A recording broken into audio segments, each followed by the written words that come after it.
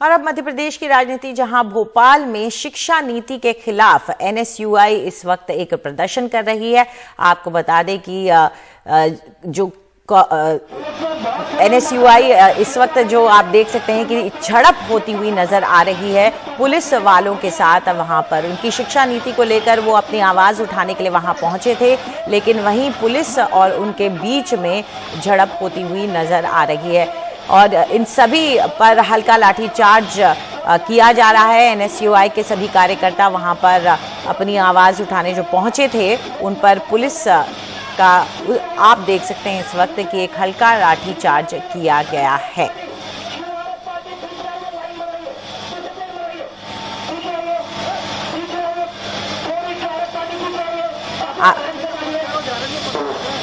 हमारे सहयोगी अनुराग द्वारी इस वक्त हमारे साथ भोपाल से जुड़ गए हैं। अनुराग, ये जो झड़प नजर आ रही है एनएसयूआई के कार्यकर्ताओं और पुलिस की और हल्का लाठीचार्ज जो हुआ है शिक्षा नीति को लेकर कह रहे हैं, क्या इनकी आपत्तियां थी जिसको ये जता रहे थे इस तरह से विरोध प्रदर्शन में? देखिए,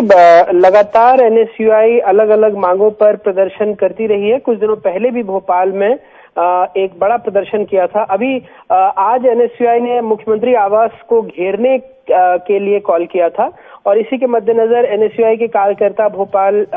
मध्य प्रदेश की राजधानी भोपाल में प्रदर्शन कर रहे थे, लेकिन कांग्रेस भवन से थोड़ी दूर पर ही इन्हें रोक लिया गया है और उसके बाद यहाँ पर हल्का फुल्का पुलिस ने बल प्रयोग भी किया है, क्योंकि एनएसयूआई के कार्यकर्ता लगातार मुख्यमंत्री निवास को घेरने के लिए आगे बढ़ रहे थे और उसी के मद्देनजर यहाँ पर क्योंकि इसके पहले भी शिक्षा नीति को लेकर के, महंगाई को लेकर के लगातार एनएसयूआई प्रदर्शन करता रहा है और इसी के मद्देनजर आज एनएसयूआई ने कहा था कि वो मुख्यमंत्री का आवास घेरने जाएंगे, लेकिन पुलिस ने पहले ही बैरिकेडिंग लगाकर जगह जगह पर उनको रोकने की कोशिश की। उसके बावजूद एनएसयूआई के कार्यकर्ता आगे बढ़ने की कोशिश कर रहे थे, जिसके बाद पुलिस ने हल्का बल प्रयोग किया है। जी, तस्वीरों में देख सकते हैं इस वक्त हम कि पुलिस ने खदेड़ दिया एनएसयूआई के जो वहां पर नारेबाजी कर रहे थे लोग। हालांकि उसके बाद हल्के लाठीचार्ज के बाद जब भीड़ थोड़ी संभली है उसके बाद एक बार फिर से नारेबाजी शुरू हो गई है।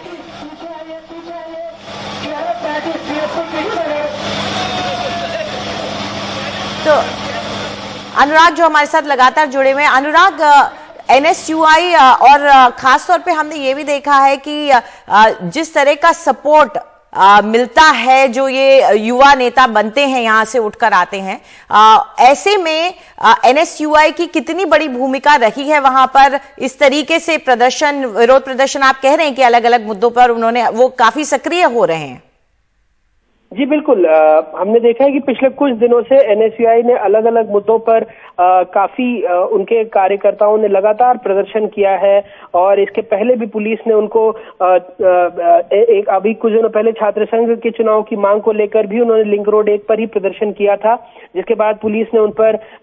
लाठीचार्ज किया था, आंसू गैस के गोले छोड़े थे, कई कार्यकर्ताओं की गिरफ्तारी भी हुई थी और उसके बाद उन्हें छोड़ा गया था। कुछ दिनों पहले विधानसभा का घेराव करने बढ़े थे और वहां पर भी पुलिस ने उन्हें रोका था और लगभग 2 से 3 हजार एनएसयूआई के कार्यकर्ता आए थे, जिसके बाद उन्होंने लिंक रोड 1 पर ही प्रदर्शन शुरू कर दिया था। तो लगातार एनएसयूआई के कार्यकर्ता प्रदर्शन कर रहे हैं सरकार की नीतियों के खिलाफ, जो युवाओं को जो बेरोजगारी बढ़ रही है उसके खिलाफ, और लगातार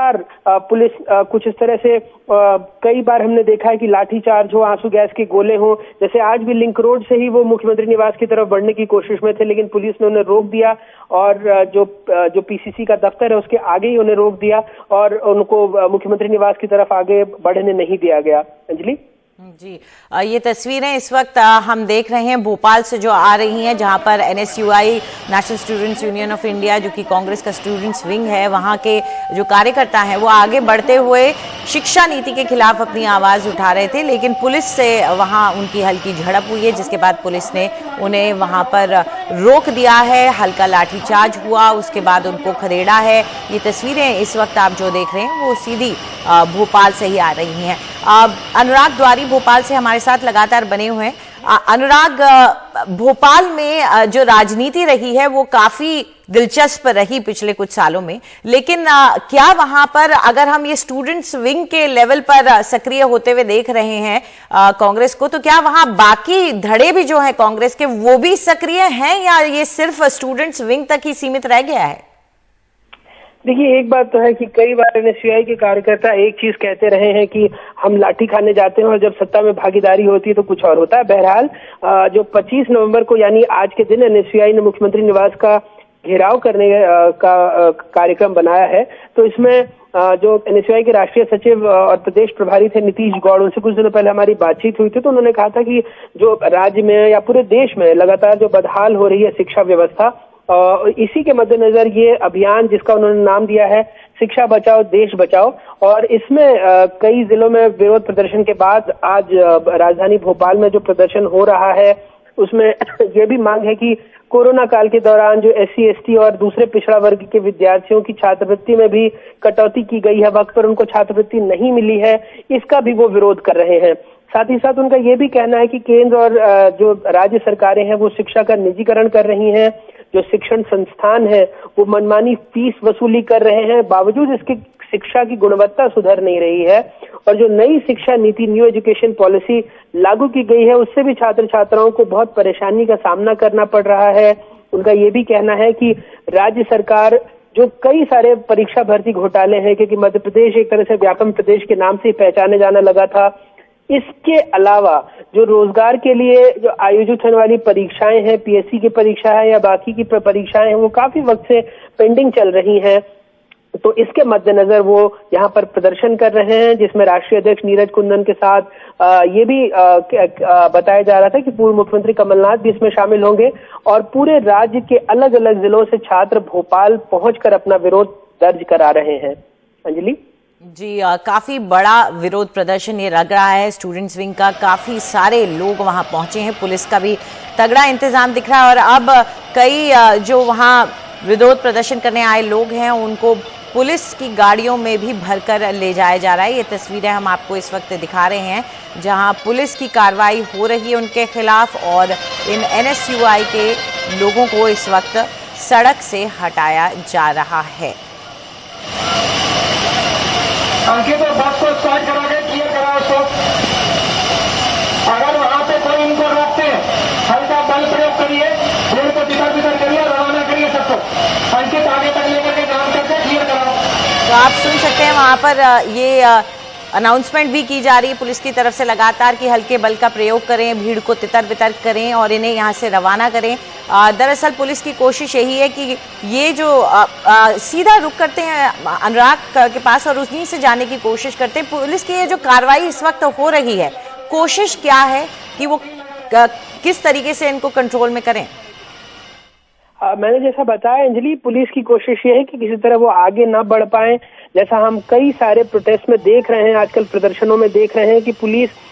पहले बैरिकेड से ही आगे नहीं बढ़ने देना चाहती है, और जो प्रदर्शनकारी हैं वो चाहते हैं कि जिन्होंने कॉल दिया, जैसे मैंने बताया कि शिक्षा के निजीकरण के मुद्दे पर या न्यू एजुकेशन पॉलिसी के मुद्दे पर